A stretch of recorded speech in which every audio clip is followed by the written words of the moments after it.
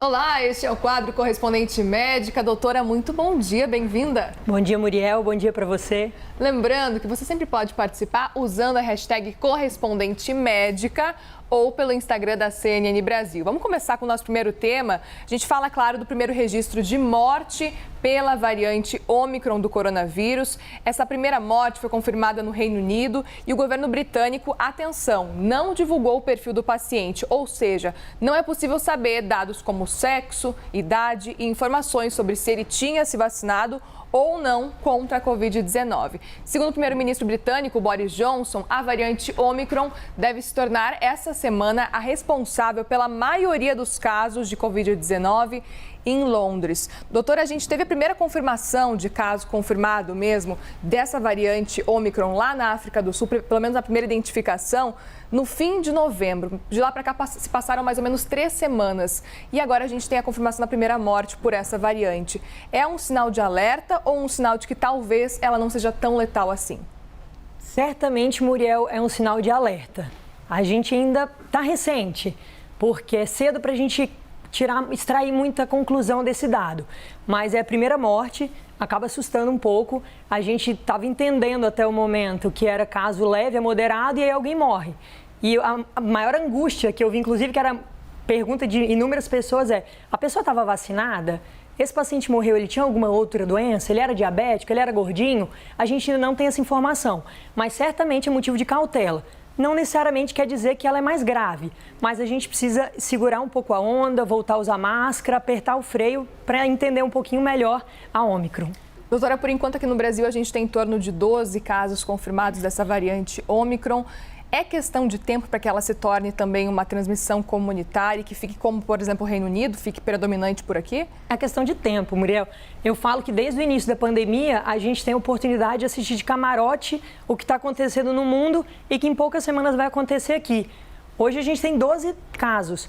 Eu não duvido que em 2 semanas a gente tenha pelo menos o dobro ou o triplo desses 12 casos. Então, sim, é questão de tempo. Agora, doutora, especificamente sobre esse caso, como que a gente pode fazer para evitar esse contágio com relação a essa variante? A gente sabe pouquíssimas informações, mas muda alguma coisa para o coronavírus original ou não? Não muda.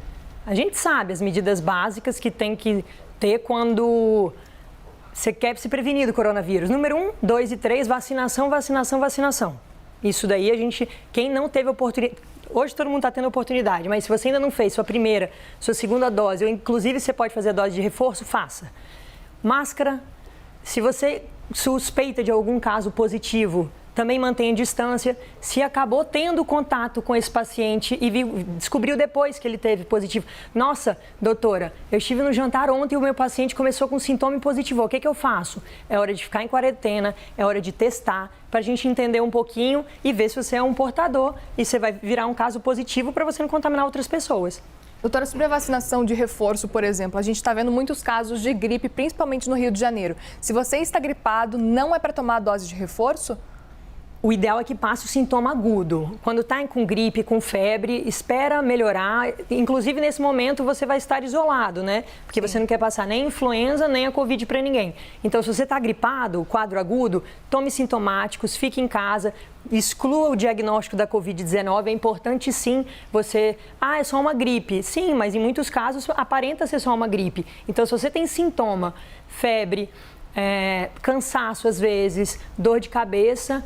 algo que sugira que seja uma gripe que todo mundo julga ser simples, teste para a Covid, sem dúvida. Sem dúvida, né? Mas com a variante Ômicron começando a chegar aqui no Brasil, a gente inclusive fez perguntas lá no Instagram da CNN Brasil sobre dúvidas da variante Ômicron de modo geral e vocês mandaram essas perguntas para a gente vai responder agora com a doutora Stephanie. A primeira é da Erlane Costa Lima e pergunta o seguinte: quais são os sintomas da variante Ômicron? Muda? Tem alguma coisa diferente, doutora? Erlane, a gente entende ainda que os sintomas são os mesmos, mas quando a gente busca os registros na África, é um pouquinho parecido com a variante beta e não com a delta. A delta cai a saturação, perdi o paladar, o olfato. Já a Ômicron tem visto em casos iniciais, esses descritos como os leve a moderado, dor no corpo, um cansaço, uma febre. Esse cansaço dura em torno de 2 a 3 dias. Então, parece ser um pouco diferente. Possivelmente porque os pacientes já estão vacinados, então a forma acaba ficando um pouquinho diferente daqueles quadros habituais. É possível que sim.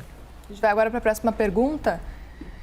A variante Ômicron afeta mais as crianças? A Mia Blackman, será que eu falei certo seu nome, Mia? Mia Blackman pergunta, então, com relação às crianças. Mia, ainda é cedo para esse dado. Por quê? Hoje é entendido que os pacientes que pegam a Covid, principalmente, são os não vacinados.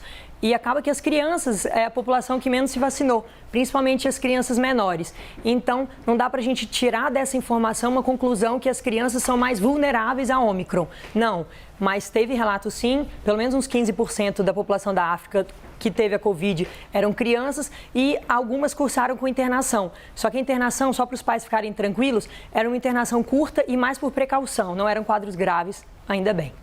E a próxima pergunta é a da Renata. A vacina é eficaz contra a nova variante? É a pergunta de R$1.000, né? Todo mundo quer saber, até mais que R$1.000. Boa pergunta, Renata. Assim, a Pfizer já mostrou pra gente que com 2 doses a gente tem uma proteção em torno de 22% a 25%, pouco, né? E quando a gente passa para 3 doses, 2 doses mais uma dose de reforço, essa proteção aumenta para 70%. Isso é ótimo. E mesmo naqueles casos que a gente vê que é pouco, parece que protege pelo menos dos casos mais graves. Então, e a gente tem que sempre se lembrar que existem alguns outros tipos de forma da gente se proteger contra o vírus. Tem os anticorpos, que são esses que é o que a vacina gera, e tem um outro tipo de proteção que a gente chama de proteção celular, que a gente tem umas células que são as células T, que a gente chama de matadoras, que também conferem um grau de proteção. Mas, claro, se você teve a oportunidade, tem de fazer a dose de reforço, faça, porque a gente vê que não está bloqueando muito a reinfecção, né? Ou a infecção. Doutora, as dúvidas com certeza vão surgir ao longo das próximas semanas, porque a variante Ômicron está aí, está chegando cada vez mais aqui no Brasil e também no restante do mundo. A gente vai, claro, sempre esclarecendo para você, assim que novas evidências, novos indícios sobre essa nova variante chegarem aqui, novos estudos aparecerem, a gente vai trazer aqui no quadro Correspondente Médica com a doutora Stephanie Risk. Mas agora a gente vai para o próximo assunto, porque o cantor Branco Melo, o integrante da banda Titãs, um dos grandes nomes do rock aqui do Brasil, ele recebeu alta depois de ficar mais de um mês internado para a retirada de um tumor na hipofaringe. Pelas redes sociais, ele agradeceu o apoio dos fãs e disse que vai continuar a recuperação em casa. Aos 59 anos, Branco Melo passou pela 2ª cirurgia para a retirada de um tumor e em 2018 ele teve que retirar um tumor na laringe e, segundo o comunicado da banda, o tumor retirado agora é uma forma de reapresentação daquele retirado anos atrás. Doutora, então mostra pra gente as principais características desse tumor na hipofaringe, que é até curioso. É nessa região aqui do pescoço, a gente consegue ver até pelas fotos. A gente tem a imagem que mostra. Qual que é a diferença também desse outro tumor antigo que ele tinha? Muitas questões, doutora. Vamos lá, Muriel, e para você que está assistindo. Onde é que esse tumor ocorre? É na que a gente chama de parte profunda da garganta. Nessa figura é fácil da gente entender. Aqui é a boca, aqui é o nariz. E esse canal que comunica nariz-boca com o esôfago, essa estrutura aqui embaixo é o esôfago, é o que a gente chama de faringe. A laringe, que foi aquele primeiro tumor que ele teve lá em 2018, comunica a parte de cima também, a via aérea, com a traqueia. Então, são estruturas muito próximas, mantém relação dos fatores de risco. Tem fatores de risco em comum. Quais são eles? Tabagismo, uso excessivo do álcool. Hoje a gente entende que o HPV também é um fator de risco aí que aumentou com o passar dos anos e o próprio refluxo gastroesofágico, o refluxo, que todo mundo é muito comum, de forma não tratada e persistente também é um fator de risco. Os principais sintomas são a dificuldade para engolir, justamente para entender que é um canal que comunica a boca com o esôfago, então tem alguma coisa comprimindo, a gente imagina que é um cano que tem alguma coisa ali tampando e dificultando a passagem da comida. Então o paciente acaba tendo engasgo, dificuldade para engolir. Dor de ouvido, que acaba comprimindo esse tumor, esse câncer ali, aumentando, comprime um nervo que pode dar dor no ouvido, uma dor bem forte, ela vem e volta. Perda de peso, como a maioria dos tumores, porque é como se fosse uma situação de inflamação constante no organismo, então pode gerar perda de peso. E nódulos, que são os caroços, né? O caroço no pescoço, que também pode significar alguma coisa de problema aqui. Então, atenção, se você tem algum desses sintomas, procure um médico. E esse tumor na hipofaringe pode ser fatal? Pode ser fatal dependendo do grau que você encontrou. Quando fez o diagnóstico, é importantíssimo a gente saber o estágio. Se for estágio inicial, como o do Branco Melo, a gente fica mais animado, porque a chance de responder ao tratamento, seja ele com quimioterapia, radioterapia e cirurgia, que ele, no caso, também fez a cirurgia, a chance de cura e sobrevida é maior. Com certeza, o estágio que a gente faz o diagnóstico é importantíssimo para a gente ver essa evolução. Doutor, no caso deles, doutora, esses dois tumores que ele teve têm relação com a garganta. Ele é cantor. Tem alguma relação com o fato da profissão dele ser cantor? Enfim, ele tem que cantar, usar essa voz, usar muito essa região e ter um tumor especificamente, particularmente nessa região? Ou não tem relação nenhuma? Não tem relação do fato dele ser cantor e ter desenvolvido tumor. Mas sim, a gente se preocupa no quesito recuperação. Porque é uma região delicada que atua diretamente na fala. Então, o paciente, para falar, acaba usando também essas duas regiões. E exigirá, né? Eu espero que ele consiga fazer uma sessão de reabilitação boa, tenha o acompanhamento da fonoaudiologia, tenha uma nutrição adequada para melhorar essa recuperação, para voltar a falar e possivelmente cantar de uma forma da melhor forma possível. Vamos falar sobre isso, então. Ele vai continuar o tratamento em casa agora. Quais são os cuidados que ele precisa tomar a partir de agora, depois de uma retirada de tumor? Eu considero que são principalmente esses, assim, manter uma boa reabilitação, manter as sessões de fono, se nutrir bem, conseguir comer, se alimentar, manter força e foco e a cabeça sempre para cima, porque eu sempre acho que o nosso humor e a nossa energia que a gente bota em tudo que a gente faz influencia muito no tratamento. Bom, agora a gente vai para o próximo assunto para comentar sobre a Joyce Luz. Ela tem 18 anos e vem fazendo sucesso na internet, viu? Ela se descreve como uma pessoa com deficiência e influenciadora e ela produz conteúdos com informações sobre uma doença neurológica que ela tem e que causa uns tiques no corpo e também na voz. Doutora, como é que é o nome da doença que você sabe melhor que eu? Síndrome de Tourette. De Tourette. E segundo a Joyce, o grande objetivo nos posts nas redes sociais para falar sobre essa síndrome é quebrar os tabus de deficiências ocultas e mostrar o dia a dia dela para encorajar as pessoas com deficiência a não terem vergonha de ser quem são. Só no TikTok, para a gente ter uma noção, a Joyce já tem mais de 800 mil seguidores e a gente separou um trechinho de um vídeo dela falando sobre a doença. Vamos ver. Recebi meu diagnóstico tarde, porque meus sintomas realmente foram aparecendo fortemente um pouco tarde, o que é incomum, mas você que tem um filho de 5 anos ou 6 anos que está tendo tiques, aproveita esse embalo para tu descobrir como saber se o seu filho tem Tourette ou não. É uma síndrome desconhecida, é uma síndrome que poucos médicos conhecem, até os médicos formados ou estudantes têm esse problema com a síndrome de Tourette que não conhecem. Então, procure um neurologista de confiança. Os exames vão dar todos perfeitos, todos lindos. E assim você vai ser diagnosticado com síndrome de Tourette se você tiver por mais de 1 ano os tiques intermitentes. Doutora, vamos lá. Vamos entender quais são as principais características dessa doença. Vamos lá, Muriel. É um distúrbio neuropsiquiátrico relacionado ao desenvolvimento da coordenação motora. E muitas vezes não, todas as vezes o paciente faz o movimento de forma involuntária. Não parece. A pessoa fala, para de fazer isso. É involuntário, gente. A pessoa não quer fazer isso. Imagina se alguém quer ser motivo de chacota entre os amigos. Você acha que essa menina não deve ter sofrido muito? E é uma bênção ela ter atitudes como essa. Outros sintomas, tiques motores, tiques vocais, e geralmente eles são simultâneos e a gente tem esse diagnóstico, a pessoa tem que ter os 2 tiques, não só o motor e nem só o vocal, tem que ter ambos. E muitas vezes está relacionado a outros distúrbios, como o transtorno do déficit de atenção e de hiperatividade, além do toque. São outras doenças que acabam cursando de maneira semelhante.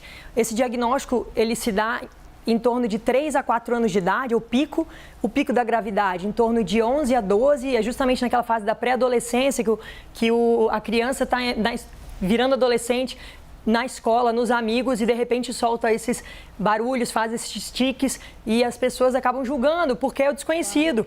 Então, assim, o que a Joyce fala, é uma pena que as pessoas não entendam e identifiquem isso. Porque quando você vê e fica aquilo comum, você não se assusta, você não faz aquele olhar e a pessoa não se sente rejeitada, né?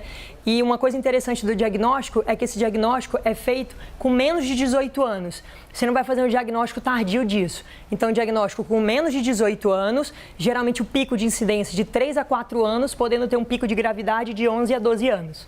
Doutora, até a Joyce começou a falar um pouquinho especificamente sobre esse caso. Como que a gente pode identificar que um tique pode virar uma doença? Ela falou que em torno de 1 ano, se você continuar com o tique, os exames estiverem bons. É isso mesmo? É isso. Inclusive, esse critério de 1 ano, de tempo de 1 ano, faz parte do diagnóstico. O paciente, então, abaixo de 18 anos, com tique motor e vocal, sendo que esses tiques, eles vêm em onda, vêm com frequências, pioram com estresse e duram aí por pelo menos 1 ano. Então, faz parte do diagnóstico esses tiques durarem 1 ano. E essa doença ela pode se manifestar em qualquer idade? Uma pessoa com 40 anos pode desenvolver? Pode. Não desenvolver no início de abrir sintomas, né? Sinais e sintomas com essa idade, mas... Na verdade, um dado animador, principalmente para o pai responsável, alguém que ama, que tem alguém com Tourette, é que de 50% a 70% das vezes, esses pacientes acabam melhorando com o tratamento instituído, de forma que na vida já adulta não vai ter nenhum sintoma. 1% acaba persistindo com esse sintoma, mas hoje tem tratamento e terapia aí cognitiva comportamental que segura muito o sintoma e não fica tão exacerbado, tão exagerado. E quais são os especialistas da área médica que são indicados para esse caso? Se a pessoa tem, então, esses tiques que já estão durando mais de 1 ano, estão com os exames todos certinhos, qual que é a orientação? Procurar qual médico? Neuropediatra, neurologista ou um psiquiatra. Mas eu falo que até você desconfiar e mandar para o especialista, a gente que está ali na linha de frente, no contato mais... Inclusive pai responsável, você que tem um amigo, um tique específico ou outro... incomoda, procure uma ajuda, tem tratamento. Ainda mais se você se incomoda e sofre com aquilo, você não é obrigado a conviver com aquilo. Hoje existem inúmeras terapias, tanto medicamentosas quanto comportamentais. Então, se você tem um tique, mesmo que por menos de 1 ano, já procure um especialista para você ter esse acompanhamento e fazer um diagnóstico de forma mais precoce, que isso, inclusive, influencia também no prognóstico, que é o que a gente chama na evolução desse caso, né? Sim. Com o tratamento. E pode ser que a pessoa, ela já nasça com esse problema, com essa doença, ou ela desenvolve durante a vida? Ela nasce e depois os sintomas aparecem ou não? Muriel, ela é desenvolvida, porque é um distúrbio do desenvolvimento da coordenação motora. Então, ela não nasce com isso, mas desenvolve. Às vezes, com 1 ano, 2 anos, isso já é possível ver, mas ela realmente não nasce com aquilo, com aqueles tiques. E tem tratamento, doutora? Tem tratamento, sim. Tem tratamento medicamentoso que faz... Na verdade, busca uma regulação das vias dopaminérgicas, dopamina, com alguns tipos de antipsicóticos, clonidina, diversas medicações, mas principalmente também a terapia cognitivo-comportamental, que é como se é uma coisa premonitória, assim, o paciente sabe, sente que vai ter o tique, então ele aprende a fazer um movimento, por exemplo, ele bota a mão, é como se ele prevenisse que se manifestasse aquele sintoma, entende? Então, são formas, estratégias de você, como se fosse, não enganar seu organismo, mas quando você está imaginando que aquilo vem, você faz uma posição que você segura o tique. Doutora, você falava há pouco que as pessoas acabam debochando pelo desconhecido, por não conhecer essa doença, não conhecer o que está acontecendo com a pessoa que tem os tiques especificamente. Qual que é a importância desse trabalho que a Joyce tem feito nas redes sociais, como o TikTok, de explicar a doença dela de uma forma super clara para todo mundo entender? Conta um pouquinho para a gente entender um pouquinho mais. Nossa, assim, eu fico até arrepiada, porque essa menina é um ser iluminado. Inclusive, acho que o TikTok dela é Tiques Luz, né? Ela é uma menina de luz, ela não tinha que ter 800 mil seguidores, tinha que ter milhões de seguidores. É Joyce Luz o nome Joyce... dela. é Luz o sobrenome? Então pronto, mais um motivo. Ela é realmente iluminada. Parabéns, Joyce, por essa iniciativa, que outras pessoas desmistifiquem essa doença e a gente trate como comum. Não olhe para o outro com um olhar de preconceito e deboche, isso é muito ruim. Parabéns e que você tenha o dobro de seguidores e muito mais. E traz para o conhecimento de todos, é claro. Muito obrigada, doutora. Imagina, eu que agradeço. Obrigada. Este foi mais um Correspondente Médico.